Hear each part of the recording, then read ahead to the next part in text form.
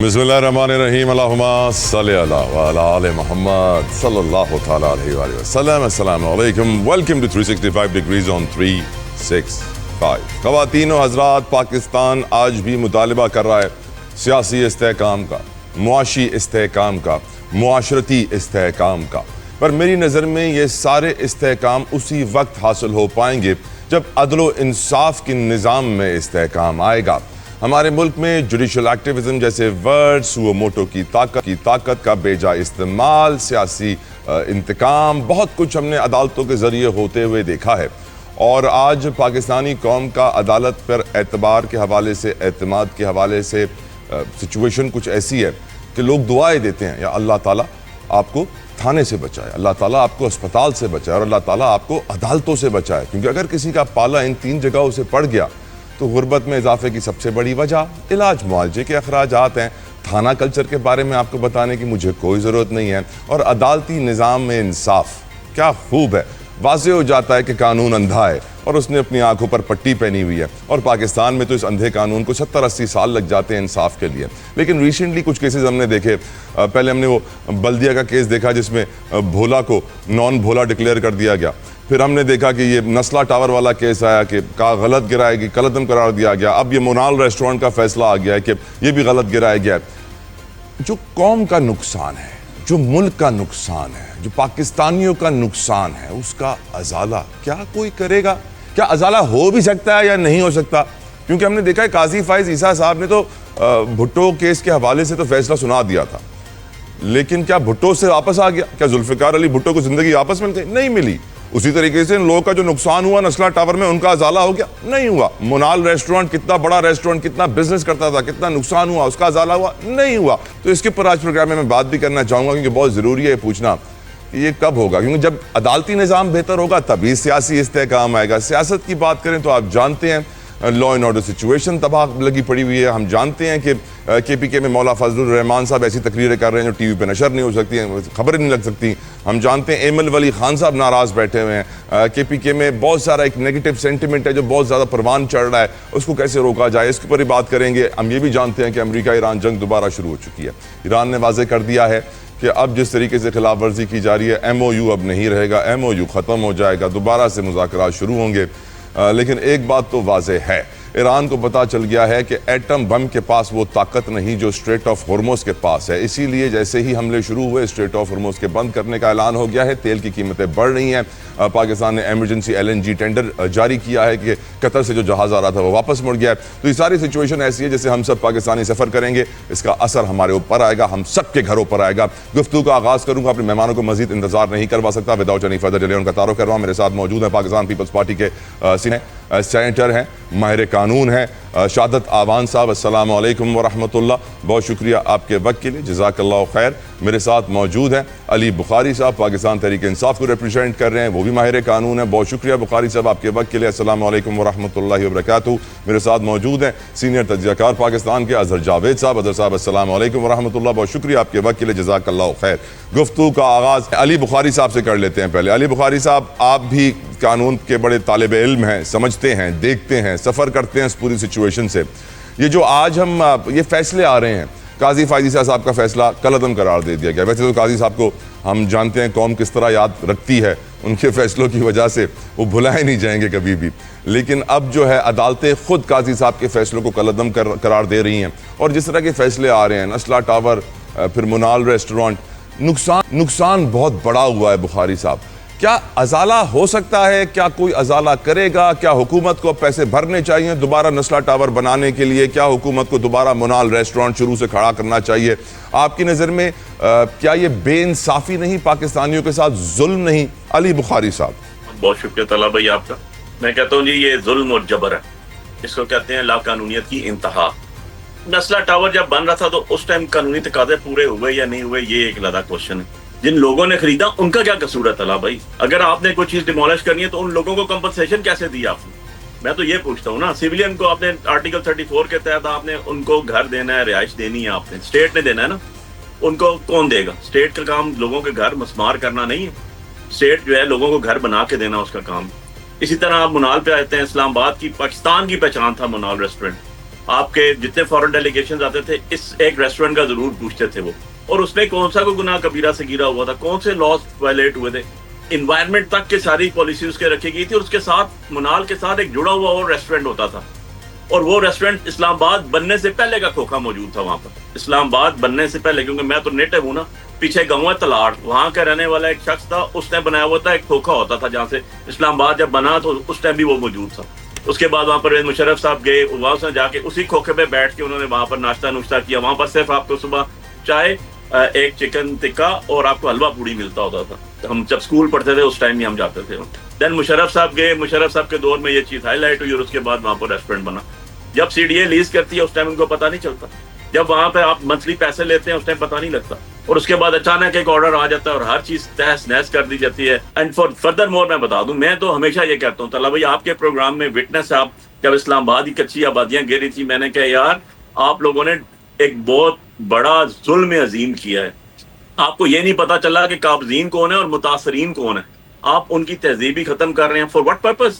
کہ یہاں پر آپ سوسائٹیز بنا دیں گے, یہاں پر آپ گولف کورسز بنا دیں گے, یہاں پر آپ 5 اسٹار ہوٹلز بنا دیں گے. ایون اینڈ ادروائز میں تو ان کو ریپرزینٹ کرتا ہوں نا لوگوں کو. میں ان کے پاس گیا, انہوں نے کہا یار ہم پھر بھی تیار ہیں, ہمارے بزرگوں کی قبریں مسمار مت کریں, ہمارے دربار کنویں چیزیں پرانی چھوڑ دیں, مسجدیں پرانی چھوڑ دیں, ہمیں جہاں کوئی جگہ تو بتا دیں ہم کہاں جا کے آباد ہوں, جا کے یہاں سے نکال دیں اور جا کے ہم کسی دوسرے ملک چلے جائیں. سو یہ تو ایک کانسیپٹ ہی غلط ہے. اور اگر کوئی ادارہ اس میں انوالو ہے, میں نے ایک پروگرام میں کہا تھا غالباً آپ کے پروگرام میں, اور میں نے کہا تھا اس میں میرے ساتھ پیپلز پارٹی کے بھی ایک وکیل موجود تھے, قادر بھائی تھے, انہوں نے اس کو اکنالج کیا تھا کہ جب بھی سوسائٹیز تعمیرات ہوتی ہیں تو A C, D C, collector, additional collector, تحصیلدار, نائب تحصیلدار, گرداور, پٹواری, سب کی رپورٹنگ ہوتی ہے. تو جب کوئی چیز بن جاتی ہے اس ٹائم آپ کی رپورٹنگ ان کی ہوتی ہے, اور اگر وہ گرا دیتے ہیں تو وہ سب کے سب بریوں سے میں یار. 15 سے 20 ہزار امپلائیز تھے منال کے, 15 سے 20 ہزار امپلائیز تھے جو منال کیپٹل آپ کے جو نا ویو ہوٹل کے اوپر بیٹھے ہوئے ہوتے تھے. کدھر گئے وہ 20 ہزار بندوں کو روزی کا کیا ذریعہ کیا انہوں نے؟ وہاں پر پارکنگ سے لے کے ہر چیز ہوتی تھی. یار اس طرح تو نہیں ہوتا نا. یعنی آپ کی رائے یہ ہے کہ حکومت کو منال ریکنسٹرکٹ کرنا چاہیے, نسلا ٹاور ریکنسٹرکٹ کر کے متاثرین کو ہینڈ اوور کرنا چاہیے, ہینڈ اوور کرنا چاہیے, ان کو ساتھ فرنشڈ کر کے دینا چاہیے. آپ کو تو پتہ نہیں. ٹھیک سر, مجھے اجازت دیں علی بھائی, اجازت دیں شہادت صاحب کو بھی شامل گفتگو کروں. آوان صاحب السلام علیکم ورحمۃ اللہ. آوان صاحب, نظام عدل پاکستان کا کس قدر تباہ و برباد ہے مجھے آپ کو بتانے کی ضرورت نہیں ہے, آپ نے پوری زندگی اس نظام میں گزاری ہے. بھٹو کا فیصلہ آ گیا قاضی فائزی صاحب کے ہاتھوں سے, لیکن ذوالفقار بھٹو تو واپس نہیں آ سکتے نا سر, وہ تو شہید ہو گئے. اسی طریقے سے نسلہ کا نقصان, منال کا نقصان, کیا آپ سمجھتے ہیں کہ یہ ہماری عدالتیں جو ہیں اب یہ ایک بہت بڑا بوجھ بن گئی ہیں عوام کے اوپر؟ 70 سال کے بعد فیصلے آتے ہیں, اور فیصلے بھی کیسے؟ ازالہ ہوگا نقصان کا. آوان صاحب, کیا حکومت کو منال ریکنسٹرکٹ کر کے متاثرین کو دینا چاہیے, نسلہ ٹاور کو ریکنسٹرکٹ کر کے متاثرین کو دینا چاہیے؟ یور اوپینین آوان صاحب. دیکھیں طلعہ جتوئی صاحب, پہلی بات تو یہ ہے کہ یہ آج جس طریقے سے وفاقی آئینی عدالت کا جو فیصلہ آیا ہے, اس سے پہلے ایک فیصلہ کراچی کی لیاری والی جو پٹیشن تھی اس کے اوپر, جس کے اندر تمام جتنے ناجائز تجاوزات کے متعلق بشمول نسلہ ٹاور, اس کو وفاقی آئینی عدالت نے اس کو ٹچ کیا ہے.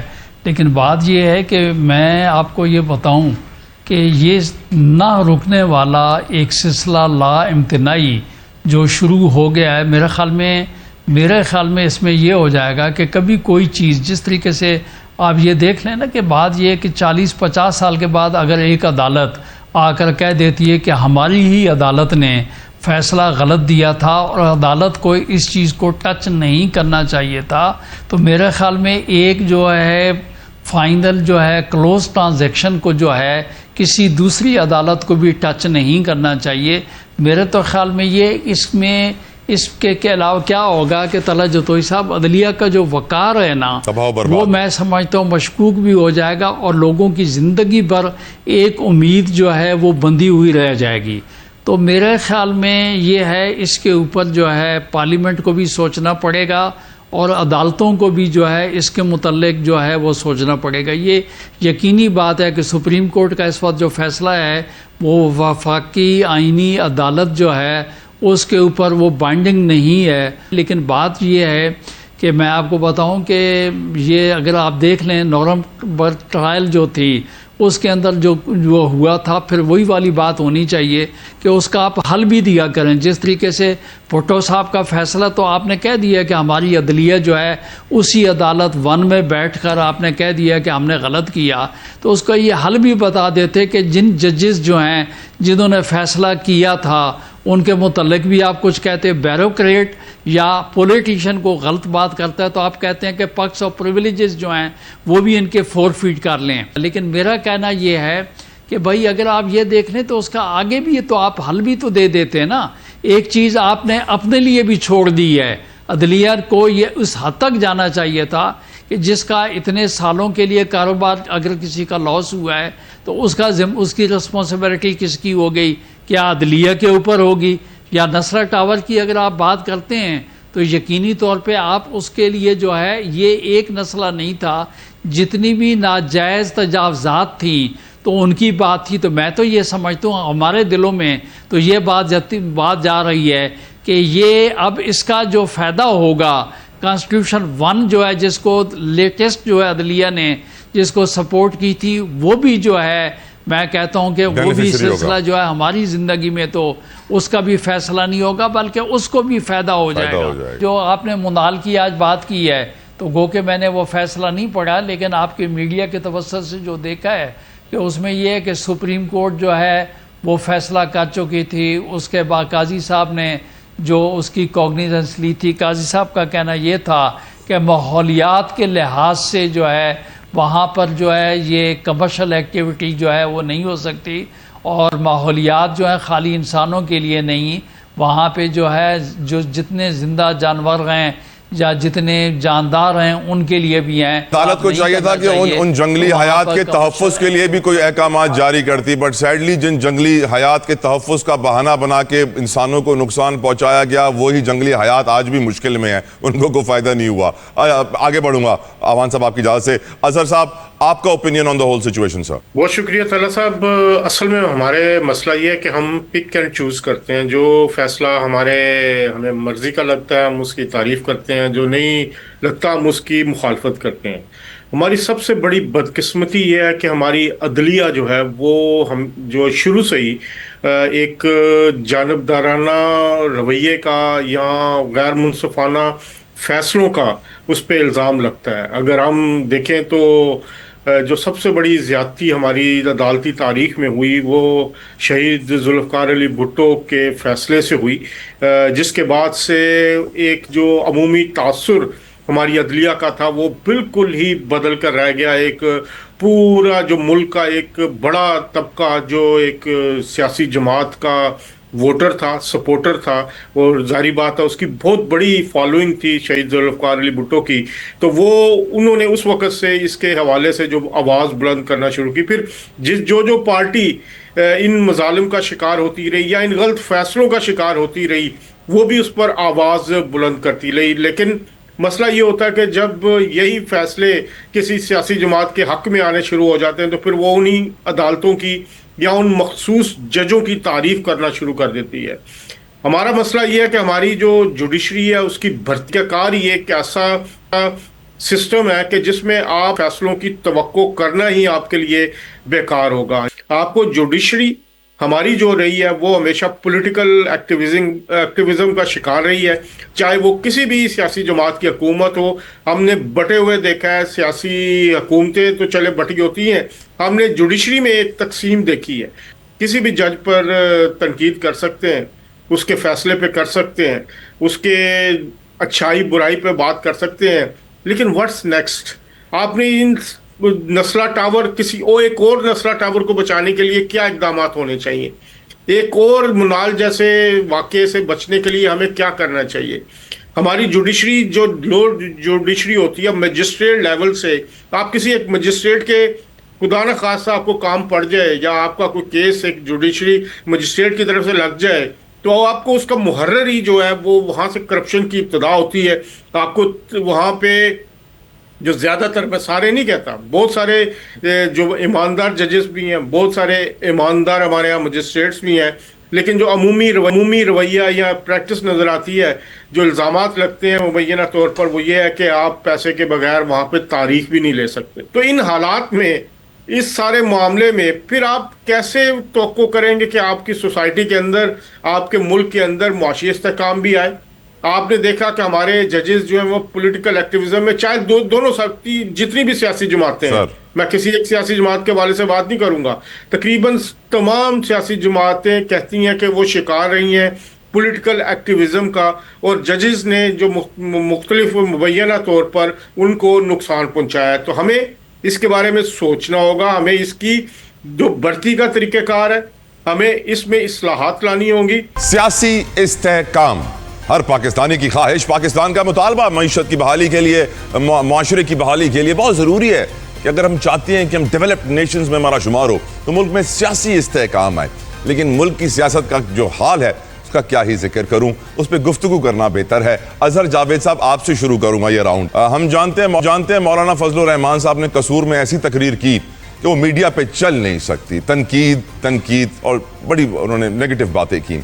हम जानते हैं एमल वली साहब अलग नाराज बैठे हुए हैं। हम जानते हैं एक अपोजिशन की सबसे बड़ी जमात, इसका लीडर जेल में है, वो अलग नाराज बैठे हुए हैं। हम ये जानते हैं कि अपोजिशन की दीगर जो जमातें हैं वो भी नाराज़ हैं हुकूमत से।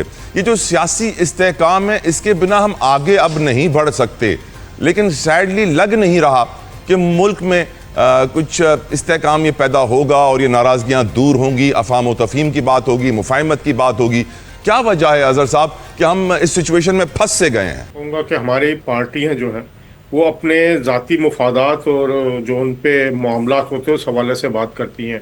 आप इस जो सियासी इस्तेहकाम की बात कर रहे हैं, ये फिर आपके पिछले प्रोग्राम के पिछले हिस्से से जुड़ा है, वो अदालती निज़ाम से जुड़ा है, क्योंकि हमारे बहुत सारे तकरीबन तमाम सियासी जमातों के इल्ज़ामात यही रहे हैं कि इस सियासी अदम इस्तेहकाम का बायस ये अदालती फ़ैसले हैं, वो किसी भी दौर में हुए हों, वो तहरीक इंसाफ के दौर में हुए हों, वो मुस्लिम लीग नून के दौर में हुए हों, या पीपल्स पार्टी के दौर में हुए हों।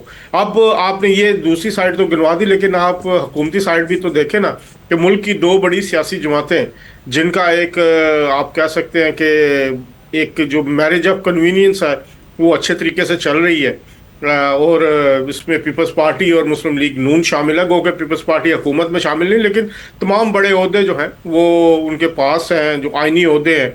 और जब भी कोई मुश्किल वक्त आता है हुकूमत पर, चाहे वो बजट का हो या कोई आइनी तरमीम का, तो दोनों जमातें बिलाखिर हमें नज़र आती है घटे। जहाँ तक मौलाना फजलुर रहमान साहब की बात है, वो तो आप उनका देखें ना, वो बड़े घाक सियासतदान हैं, उनको तजर्बाकार सियासतदान है।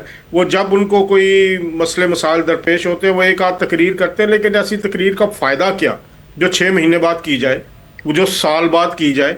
आपको अगर ग्रीवियंसेस हैं, मौलाना फजल रहमान साहब उनकी बड़ी जमात है, एक बहुत बड़ा हल्का असर है, वो इकट्ठे हों।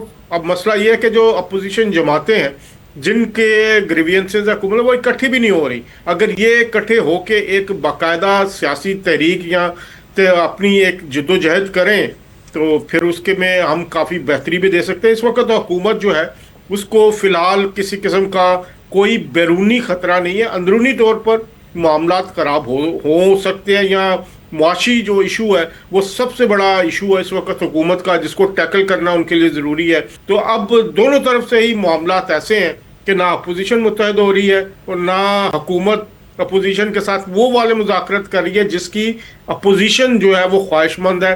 गो के वज़ीर आज़म ने फ्लोर ऑफ द हाउस पर अपोजिशन को, तहरीक इंसाफ को ऑफर भी की है कि वो आए, बैठे, मुज़ाकरात करें। जादत आवान साहब, आपकी नज़र में इतनी नेगेटिविटी क्यों है सियासत के अंदर? सियासी इस्तेहकाम क्यों नहीं आ रहा और मुल्क के ताकतवर हल्के यानी इस्टेब्लिशमेंट पे तनकीद क्यों की जा रही है इतनी? देखें, बात यह है कि हम फैसले जो हैं, जो फैसला अनाउंस हो जाए उसके ऊपर तो हम अपनी राय दे सकते हैं, लेकिन हम किसी जज को जो है उसको हम जो है क्रिटिसाइज नहीं कर सकते। हम जजमेंट जो है उनके ऊपर अपनी राय जो है वो दे सकते हैं। तो बात यह है कि जो पहले के भी जजमेंट हुए हैं या जो अब के जजमेंट आए हैं, हम उनकी बात करते हैं। किसी मुअज़्ज़िज़ जज के लिए मेरे ख्याल में किसी फोरम के ऊपर भी बात करना एक महज़ब कौम को वो ज़ेब नहीं देता। सियासी इस्तेहकाम पे आइए आवान साहब। उसके बाद आपने कहा कि अब आप जतोई साहब, अब आपका जो सवाल ये था कि बात ये कि मुल्क में सियासी इस्तेहकाम क्यों नहीं है।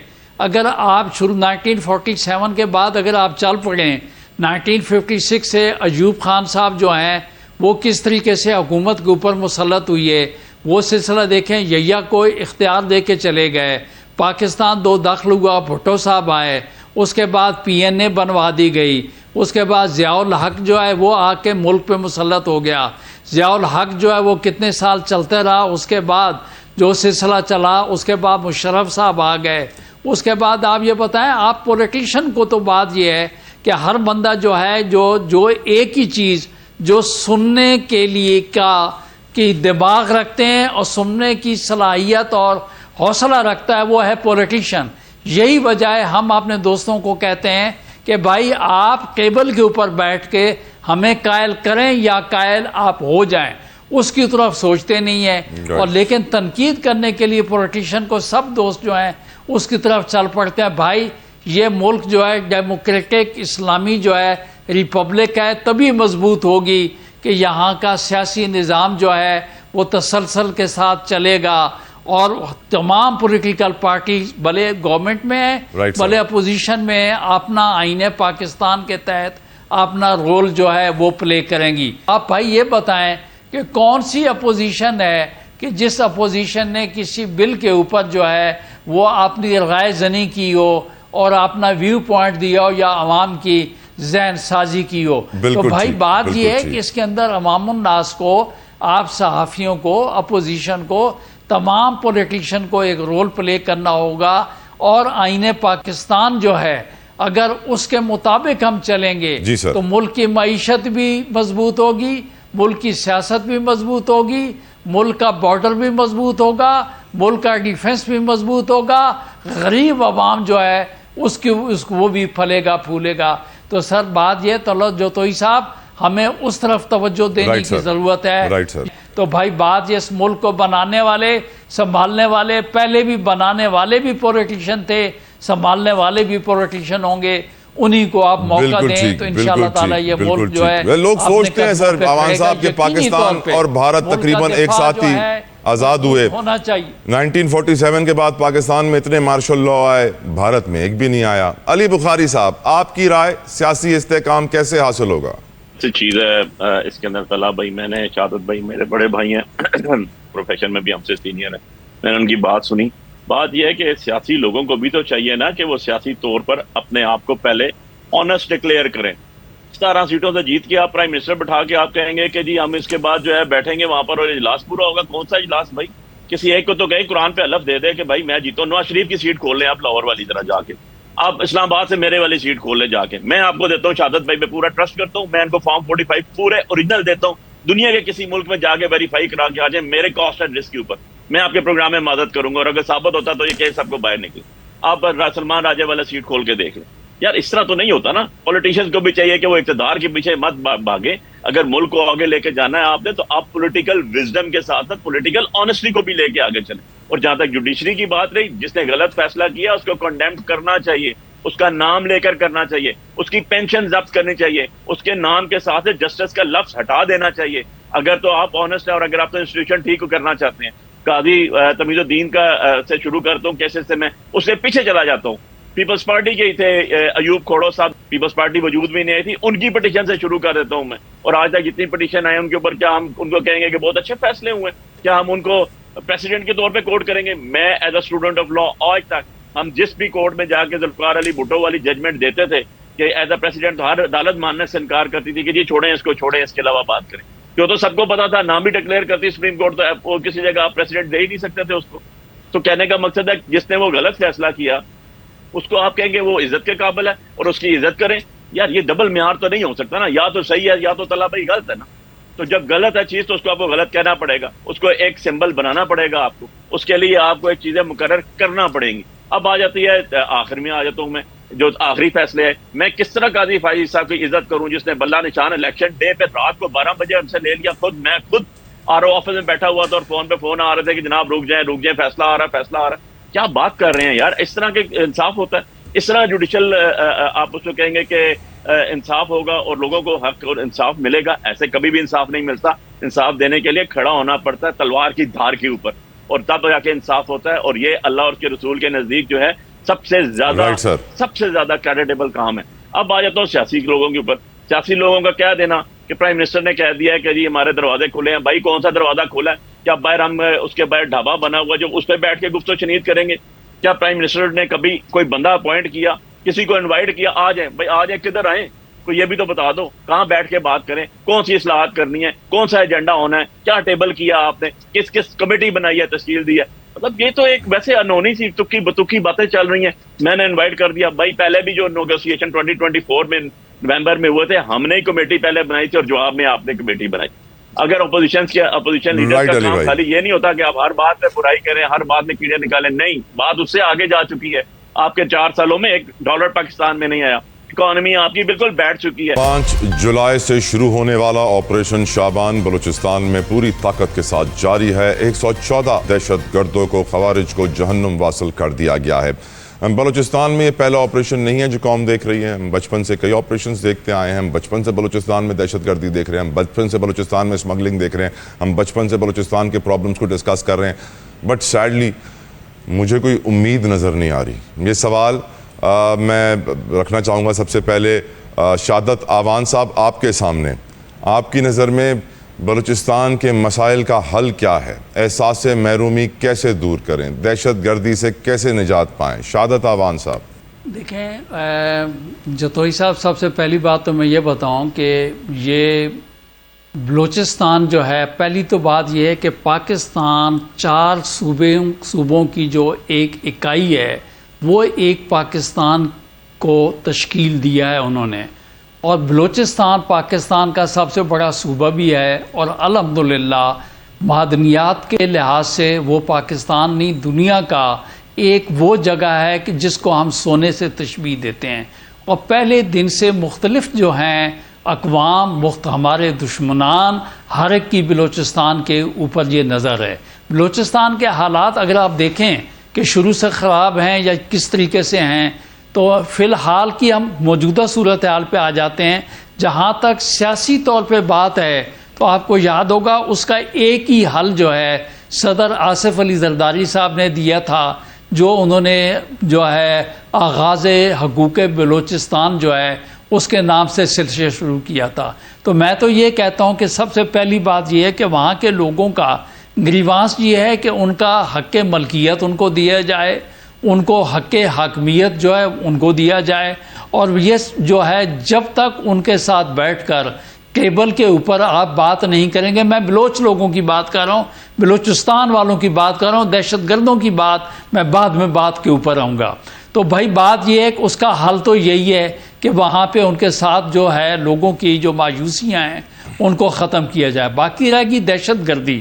یقینی طور پہ میں آپ کو بات بتاؤں کہ ہمارا جو برابر میں ہمارا جو دشمن ہے اس کی ایما کے اوپر اگر چند لوگ BLA ٹائپ کے بلوچستان میں دہشت گردی پھیلائیں گے، یا وہ لوگ کہ جن کے 50 لاکھ آدمیوں کو یہاں پہ رکھ کر ہم نے سال تک ان کو پالا، اگر وہ بھی ان کے ایما کے اوپر بلوچستان میں بدامنی پھیلائیں گے تو یقینی طور پہ دہشت گردوں کے ساتھ تو میرے خیال میں سمجھتا ہوں آنی ہاتھوں کے ساتھ ان کے ساتھ ہمیں ڈیل کرنا پڑے گا. لیکن پھر میں آپ کو بتاؤں کہ جب تک وہاں بلوچستان کے عوام، بلوچستان کے لوگ ان کو اعتماد میں لے کر ہم آگے نہیں چلیں گے، اس وقت تک ہم اپنے مشن میں ہم کامیاب نہیں ہو پائیں گے. میں ایگری کرتا ہوں آپ سے. بالکل آپ صحیح فرما رہے ہیں. سوری ٹائم کا مختصر آخری پارٹ ہے. مجھے تو لگ رہا ہے کہ بلوچستان کے لوگ بھی وہی کہہ رہے ہیں جو تھوڑا وقت پہلے نواز شریف کہتے تھے، ووٹ کو عزت دو. اظہر بھائی آپ کا اوپینین بلوچستان کے اوپر؟ دیکھیے اس وقت بلوچستان میں صورتحال ڈیفرنٹ ہے. ساتھ سے محرومی کی بات علیحدہ، لیکن جو حملے اس وقت ہو رہے ہیں وہ ایک منظم سازش اور ایک منظم قوت کے ساتھ ہو رہے ہیں.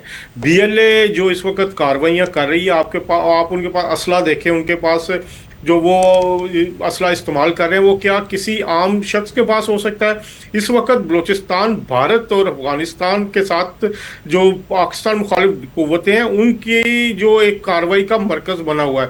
جو پاکستان کے فوجی اور جوان اور जो पुलिस वाले शहीद हुए हैं, क्या वो किसी आम बलोची ने शहीद किए हैं? इसके पीछे एक मुनज़्ज़म साजिश है और इसका हल सिर्फ और सिर्फ एक है कि मुनज़्ज़म कार्रवाई की जाए। जो इस तरह के मुल्क दुश्मन ये जो सारी कार्रवाइयाँ हैं वो पाकिस्तान के दुश्मन मिल के कर रहे हैं। इस वक्त पाकिस्तान हालत जंग में है और बलूचिस्तान के अंदर जो कार्रवाइयाँ हो रही हैं उसका सॉल्यूशन जो है वो जारी बात है, एक अवाम तो डिफरेंट है। बलूचिस्तान के आम आदमी ना तशद्दुद का हामी है ना होगा। ये वो लोग हैं जिनका एक एजेंडा है और इनको फंडिंग के जरिए ये सारे कार्रवाई करवाई जा रही है। तो मेरा ख्याल है इन जो दहशत गर्दों के खिलाफ पूरी कुव्वत के साथ, दहशत गर्दों के खिलाफ, इनके खिलाफ एक पूरी कुव्वत के साथ कार्रवाई होनी चाहिए और पाकिस्तान को अपनी सरहदों का मुकम्मल तहफ़्फ़ुज़ करना चाहिए। और मेरा जो पाकिस्तानी अफवाज है सबको उनके पीछे खड़ा होना चाहिए। सियासत होती रहेगी, ये पाकिस्तान है तो सियासत हो जाएगी। अली बुखारी साहब, योर ओपिनियन सर?